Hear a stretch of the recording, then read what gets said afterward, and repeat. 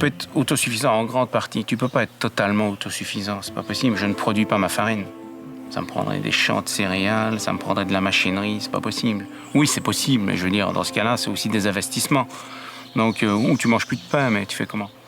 On est quand même pas mal autosuffisant. On ne fait pas ça, c'est pas un concours, tu vois, où on ne se lance pas dans une mode d'autosuffisance. Nous, c'est notre manière de vivre. On a toujours été comme ça.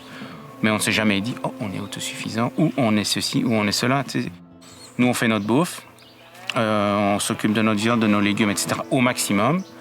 Mais c'est pas pour ça qu'on n'ira pas acheter des bananes. Hein, tu sais. Non, mais je veux dire, on n'est pas des radicaux, là, tu vois ce que je veux dire. Par exemple, c'est l'été. Tous les jours, matin et soir, c'est salade. Tu sais, les œufs, les salades, les produits laitiers, les fromages frais, tout ça, donc c'est tout le temps. L'hiver, on fait beaucoup de conserves. On a les viandes, on a les conserves, etc. On a des trucs congelés aussi, mais enfin, on fait le plus possible en canne. Donc, même la viande. Et des charcuteries, les salaisons, tout ça. Toute la production de viande, de produits laitiers, de légumes, tout ça, il n'y a rien qui est vendu. Tout ça, c'est vraiment juste notre consommation personnelle. On ne veut pas rentrer dans ce système-là. D'abord, ça deviendrait très compliqué. Pas tellement pour les légumes, mais pour la viande. Et puis, de toute façon, il faudrait la faire abattre à Sainte-Luce ou des choses comme ça. Quand tu fais les animaux, ils naissent ici, ils sont sacrifiés ici, ils sont transformés ici. C'est familial. Si les gens changent leur manière de voir, s'ouvrent un peu à la production locale, le problème, c'est que la plupart du monde va toujours, par réflexe, automatiquement aller au supermarché, se regarder d'où viennent les produits pour se remplir le carte en une demi-heure puis rentrer à la maison. Il y a un petit effort à faire, quoi.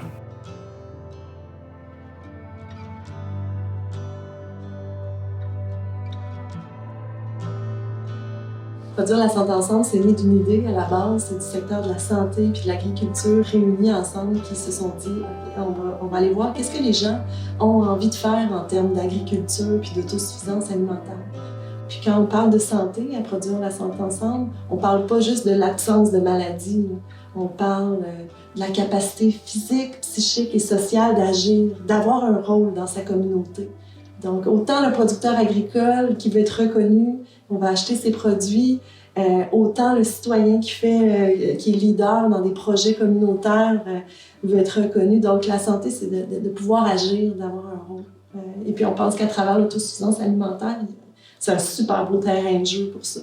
Depuis que je suis impliquée à produire la santé ensemble, je vois qu'il y a un engouement croissant pour l'autonomie alimentaire, pour l'autosuffisance alimentaire. Je donne l'exemple du jardin communautaire de Barachois, qui est né d'une initiative de produire la santé ensemble l'année dernière, où c'était un endroit qui était animé par l'organisme. Là, il y avait des activités de jardinage et culinaire. Et puis, cette année, cet endroit-là est maintenant devenu un jardin communautaire qui est dirigé entièrement ou presque par des bénévoles. Donc, il y a vraiment une prise en charge de la communauté. Le réseau de développement social comprend plusieurs axes de travail. Moi, je mobilise le chantier en sécurité et autonomie alimentaire, mais il y a d'autres axes de travail comme, par exemple, tout ce qui concerne le développement des enfants aussi, ou ce qui concerne le logement social. Il y a ce qui concerne les aînés. Donc, il y a plusieurs axes au réseau de développement social. Mais dans le fond, on travaille en concertation. Des partenaires, donc des réseaux de partenaires ensemble qui rejoignent des partenaires multisectoriels. On rejoint les organismes communautaires autonomes, le monde municipal, les écoles. Donc, on se dit qu'ensemble, on peut travailler ensemble sur des enjeux. Puis avec l'intelligence collective, il y a des choses qui découlent. En ce moment, les activités à produire la santé ensemble, ça s'articule autour de 3 projets. Il y a Écolation, qui est un projet du ministère de la Santé. Il se passe dans 16 écoles au Québec. Puis nous, dans la MRC Rocher-Percé, il y a 2 écoles qui ont été choisies pour faire le projet pilote. Donc, on a été mandatés pour mettre ça en œuvre à l'école. L'idée, c'est de distribuer à chaque jour une collation, soit un fruit ou un légume. Donc, c'est 400 collations par jour qu'on distribue tout au long de l'année scolaire.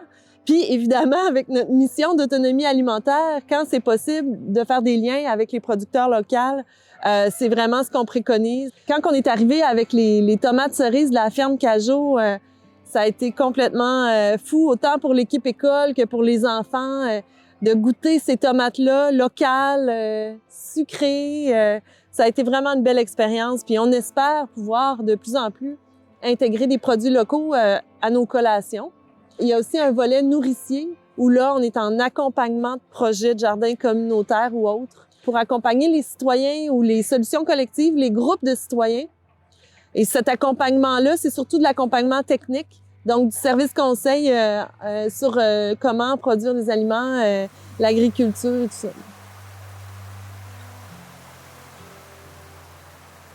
L'alimentation de proximité, je pense qu'en 2020, je crois que ce n'est pas qu'une tendance. Je pense que c'est une prise de conscience maintenant au niveau des populations qui doivent se conscientiser sur notre milieu, sur la capacité de la planète à fournir l'alimentation. Maintenant, évidemment, avec la pandémie, je pense que c'était probablement un accélérateur de ce mouvement-là, de cette réalité-là, de cette nouvelle réalité-là. Je pense qu'il nous force à réfléchir pour faire habiter nos territoires. Vous savez, on parle d'habitation du territoire, c'est important. On a des masses concentrées dans des grands centres, dans des métropoles. Maintenant, on a des territoires qui sont immenses et qui ont besoin de gens. D'ailleurs, on a des problèmes démographiques aussi chez nous. Mais quand je pense à l'alimentation de proximité, moi, je le vois comme une habitation du territoire également. Donc, autant faire produire notre terre que habiter par des humains.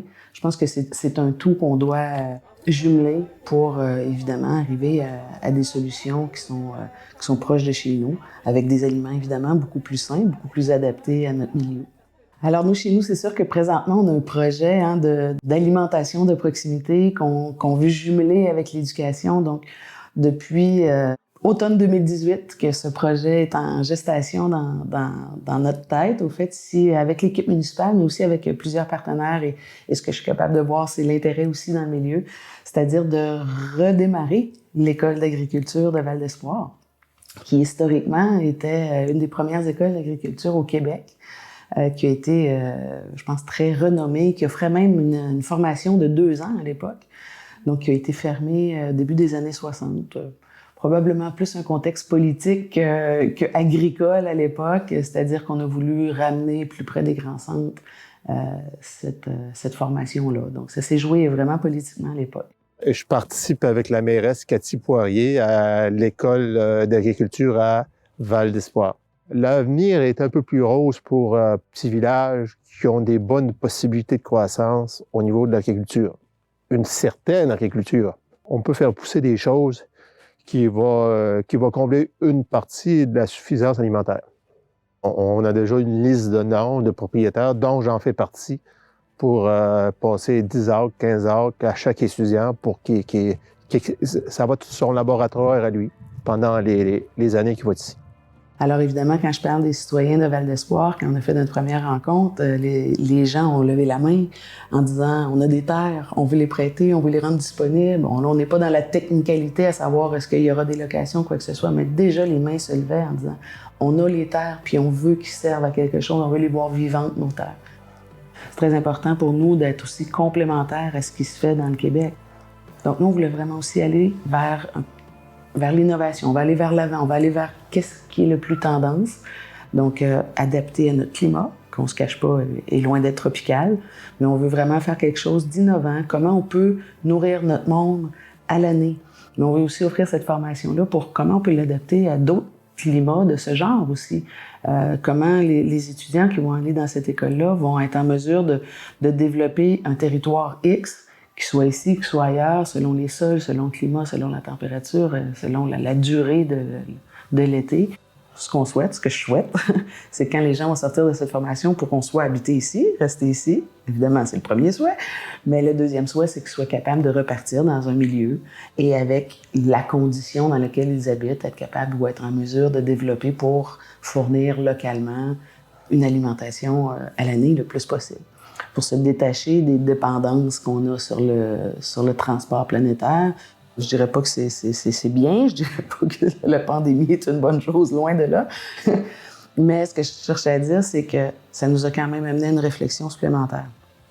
Et là, on se dit, OK, là, si on va à l'épicerie puis il n'y a rien sur les tablettes parce qu'on a l'habitude d'acheter des produits qui arrivent de Californie, du Mexique ou ailleurs, et que du jour au lendemain, les transports sont plus possibles sur la planète, mais on fait quoi? On fait quoi? Ici, on a du homard, on a du crabe, là, mais je veux dire, on va avoir besoin de trucs pour les agrémenter. On a les infrastructures, on a les terres, on a l'historique, on a la volonté du milieu, puis en plus, on est capable d'offrir une formation aux Québécois et au-delà des Québécois. Ce qui serait intéressant aussi, c'est d'aller travailler en partenariat avec d'autres peuples. Aussi, si on peut recevoir des gens de l'étranger qui veulent venir étudier chez nous, peut-être pour y rester après. C'est sûr qu'à chaque fois qu'on attire quelqu'un à Bercé, on souhaiterait qu'il ne requitte plus jamais. On réussit très bien d'ailleurs.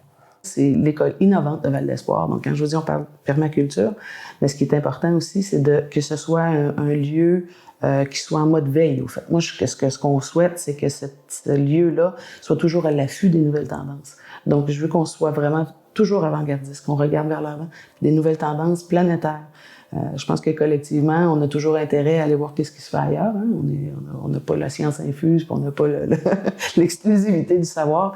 Alors, c'est un lieu aussi qu'on souhaite toujours à l'affût de ce qui se passe ailleurs, des nouvelles techniques. Il y a des techniques fabuleuses d'agriculture aujourd'hui, que ce soit en container, sous l'eau, en espèce de bulles, Écoutez, il y a plein de nouvelles façons. Donc, on souhaite aussi que ce lieu-là soit un lieu inspirant pour l'avenir et les nouvelles technologies. Le monde change. Avec la pandémie, le monde a changé, le monde va encore changer. À chaque pandémie dans le monde, il y a eu une transformation de la société qui était déjà engagée par l'autonomie alimentaire sur plusieurs personnes, mais pas sur la majorité. Donc, c'est l'inverse qui se produit. La majorité pense, même le gouvernement, qui est vraiment spécial, qu'ils veulent avoir l'autonomie alimentaire pour le Québec.